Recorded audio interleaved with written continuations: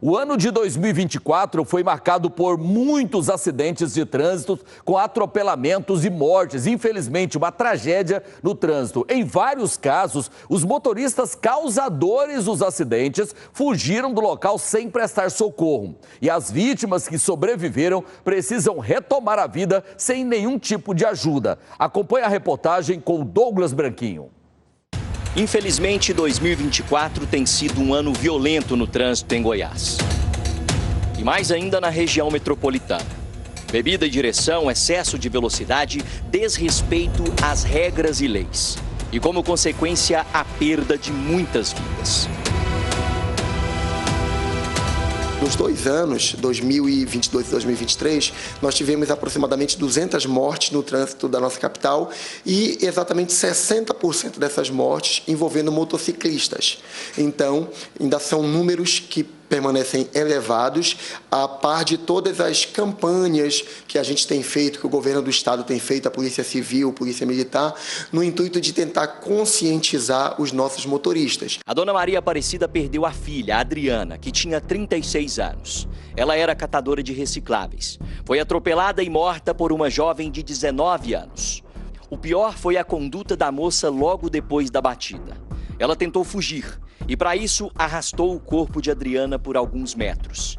Quando foi impedida de prosseguir, desceu do carro, olhou o que havia feito, voltou para a direção do veículo e saiu, depois de novamente passar por cima da vítima, como se aquele corpo não fosse de um ser humano.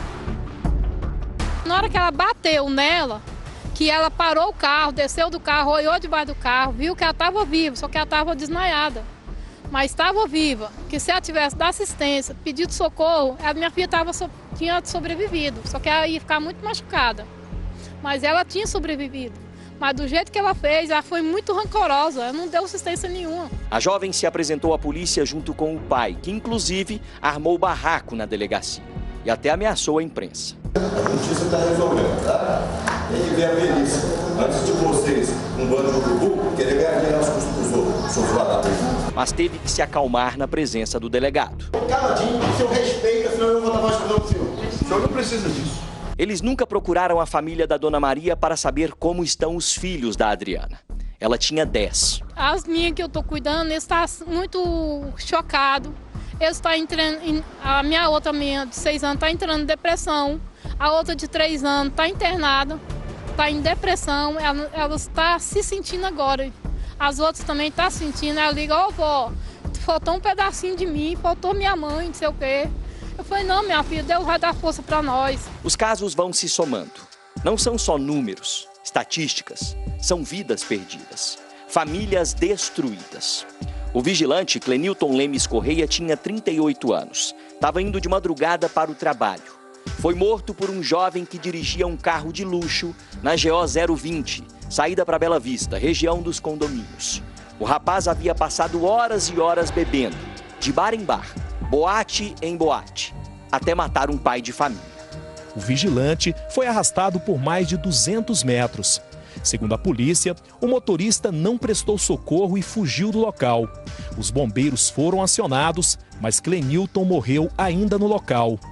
A polícia conseguiu chegar até o motorista que mora em um condomínio de luxo a poucos quilômetros do local do acidente. Antônio Celso Neto, de 25 anos, até chegou a ser preso, mas depois foi solto e responde em liberdade. Mais um caso que quem mata segue a vida. Isso não é exceção, no geral é a regra. Talvez por isso se mata tanto no trânsito. Quem também seguiu a vida é o homem que arrancou o braço da Ellen. Isso para mim torna-se um crime, né?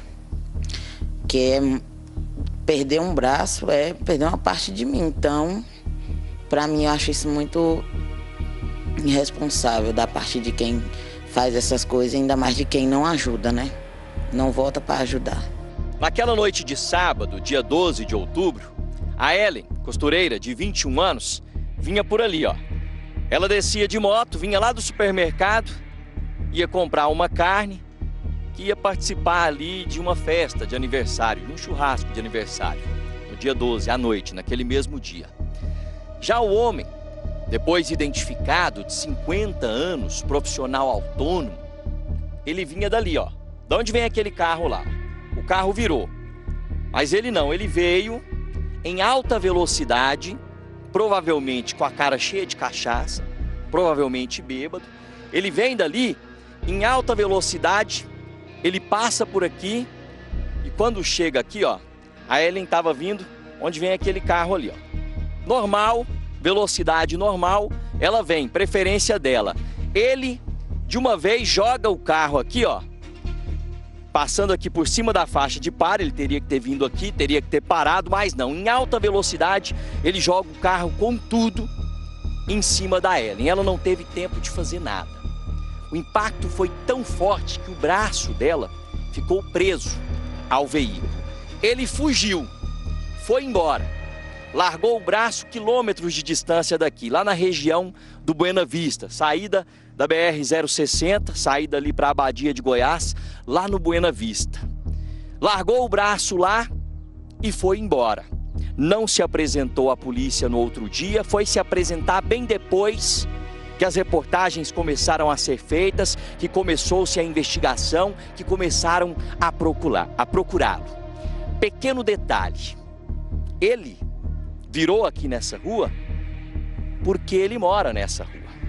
Ele é morador da região. Ele, inclusive, depois de deixar o carro, pelo que a investigação levantou, ficou aqui no local. Ele veio para cá, ele viu a Ellen caída bem ali, ó. Ele viu ela caída. Ele só saiu daqui depois que o corpo de bombeiros a levou. Ele teve a oportunidade de devolver o braço, de deixá-lo por aqui. Mas ele não fez isso. E por isso, hoje a Ellen não tem mais o braço direito. Ele responde em liberdade. Eu poderia ter meu braço de novo, né, de volta. Mas infelizmente ele não pensou nisso. A maior revolta é essa. Até da população, a maior revolta é não ter deixado o braço. Um dos mais recentes foi o caso da cozinheira Rosângela Ribeiro, de 51 anos. Ela foi morta por um motorista bêbado quando ia para o trabalho. Câmeras de segurança registraram o momento em que a moto em que ela estava foi atingida em cheio.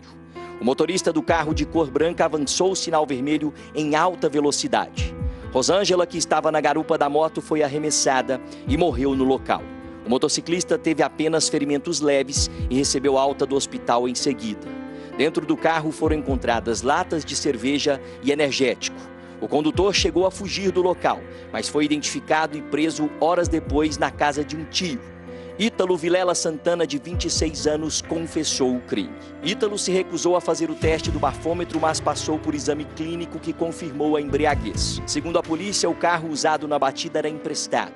Ítalo já tinha passagens por posse de drogas e envolvimento em outros acidentes de trânsito. Mais um caso. Todos não cabem numa reportagem.